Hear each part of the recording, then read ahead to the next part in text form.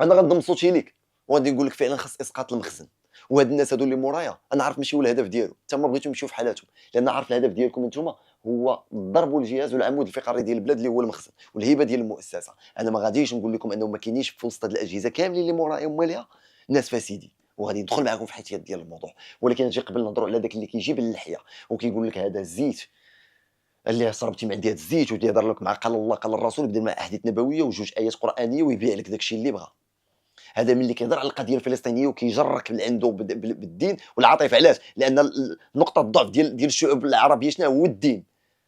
هو كيدير داك الشيء اللي ما عمرو دار، ولكن ملي كتجبد الدين كيرضخ غيدخل لك بالدين ويدخل لك المخزن. هو قال لك خصنا اسقاط التطبيع، حتى حنا معاه، حتى حنا ما عندناش الشرف اننا نكونوا مطبعين مع دوك الناس. ولكن بلاتي شنو العلاقه ديال التطبيع مع العلاقه ديالك انت مع المخزن؟